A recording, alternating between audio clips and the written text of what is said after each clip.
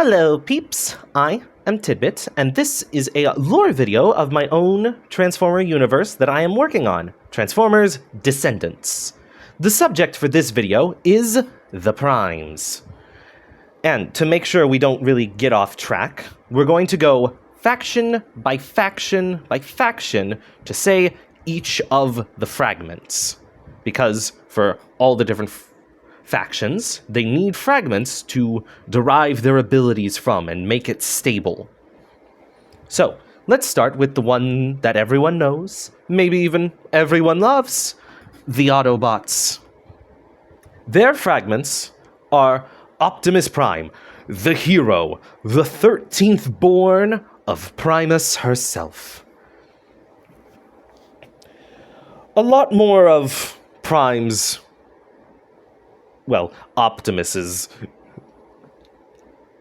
events are chronicled in museums and histories of the Golden War. But to just give a small taste, it's Optimus.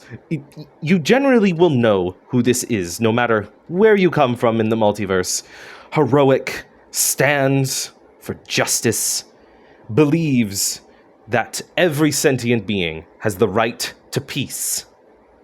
Oh, something a bit different? Welcome to our universe. The next fragment is Prima Prime, the leader, the firstborn of Primus herself. They deal with the Matrix and all the different subsequent artifacts that, require strong will, peace of mind, a gold heart. Prime is one of the examples for Autobot cadets to look up to. And finally, some would argue the most important piece of the Autobots, if it wasn't for branding, Nexus Prime, the United, the fragment that they derive their combiner abilities from. And the fragment is more plural? Fragments? And some scholars, they go round and round about, is Nexus the combination? Is Nexus all the individual members? Are all the individual members primes? Or is only Nexus Prime a prime because Nexus Prime only seems to appear when they are combined? That's not for us to answer right now. We are going to move on to the Primex. The Primex primes are Alpha Trion, the scholar, because if you write stuff down, then you're doing science. And that is all what Alpha Trion did. And Alpha Trion is the first headmaster. They, because of their work and the importance they put on it, they slowly disconnected their head from their body to make sure if they were attacked, ambushed, anything like that, to put the knowledge of the primes in jeopardy, they could jettison their head away. Because they see the brain as the most important part. The body is just a tool to gather more information, but the information itself is important. Next is Quintus Prime, the gardener. Or, as they would later be labeled by scholars, Quintus Prime, the Reaper. Their ability to create non-mechanical life forms proved to be interesting, creating lush gardens and interesting oases on barren or metallic planets. But plants weren't the only thing they were limited to. They could create more Cybertronian-esque beings that lived and breathed. Very strange. One of these was the Quintessons, their first foray into it. And as the time before the Golden War would attest, that was not a great time for Cybertronians. The Quintessons enslaving, causing all these different issues that I won't get into now. But because of that, and Quintus Prime's knack that everything they create eventually withers, some only call Quintus Prime the Reaper. And finally, their newest addition is Vector Prime, the clock, the one right here. They are trying to use that fragment to truly double-check history, to look through the veil of time and see things as they actually happened, and write them down. They still haven't gotten the hang of it yet. They can't control when they see at this current time. But they see when they can control the time. You know, that doesn't get confusing. Next faction, the Unicons. Their fragments is Solus Prime, the Forge. And to just give you an idea of what this image you're looking at for this video is, this is like a photo of the Primes after a victory. Just a few of them. Not all of them were necessary. But all of them have their different personalities on display. And Solus is strangely still. They're labeled as energetic and constantly thinking, creating, working on something. Holding still is not in her nature. And yet, here she is, in a picture, holding perfectly still. It's only after the picture is taken that the others will realize that that is a perfect statue of Solus. She does not like holding still. She constantly is thinking about the future, to create, to build. Why would you hold still, if not only to think of the future? And then the next fragment is Amalgamous Prime, the Formless. This is where most Unicons get their ability to rip themselves apart and bolster the ones around them. But the scholars are slowly learning that they should be labeled Amalgamous Prime, the firstborn of Primus herself. Alpha Trion, being only the third born, didn't know how many there were going to be and how many there were before. And only meeting Prima Prime, they assumed Prima Prime was the first. It was only well after that point of chronicling and studying that they found Amalgamous Prime trudging across Cybertron. This strange amorphous being. It seemed to look at them. You couldn't see a face. And then, all of a sudden, they saw their face, looking straight back at them. And then it turned into Alpha Trion. And so, they found Amalgamous, the ever-shifting, formless Prime. The true firstborn, the unstable one. And some people believe that's why their truth has been hidden for so long. Who wants the firstborn to be the unstable one? The thing that gave transformation? Well, there's the points right there, both for and against. Prima Prime is just more of a leader, you know, more acceptable to be the first. Righteous, justice, you know, all the good things people want to hear about. They don't want to hear that the first one truly was an experiment of life.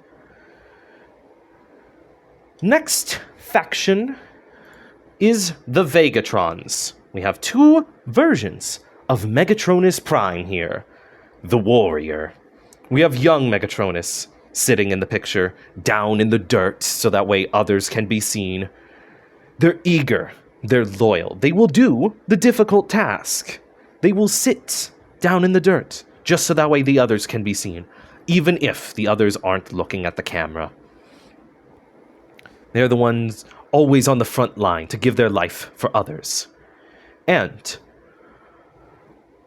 the symbols on everyone, generally, are not Autobot and Decepticon. They are of Megatronus and Vector. Because they had a situation arise between the two. Even history heard about it. And now people brand themselves with their line of thinking of, was it right what Vector did? By being logical, by looking at the best outcome? Or was Megatronus right in doing what they did? Doing what their heart believed? Going by emotion? Megatronus left after that incident, but not alone. as the Vegatron faction strangely reflects history, even so far into the future, because their other fragment is Onyx Prime, the Traveler, the first triple changer, able to transform into a form to represent their mind, body, and soul. They left with Megatronus to travel, understand the spiritual energies that bound all mechanical and non-mechanical things to this universe, slowly traveling from place to place until eventually this young Megatronus was no more, and the old Megatronus was the one left, battle-hardened by all their traveling with their lifelong friend, Onyx.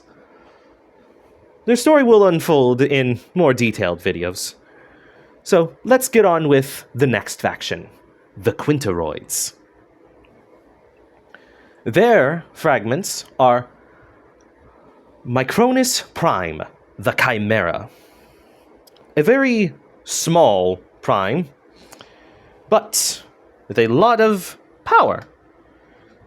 They're quite camera shy because of their stature, but if everything was measured upon the energy kept within, well, then everyone else should get away from Micronus, because they are one of the strongest. Some even believe that they are a portal to another universe of energy.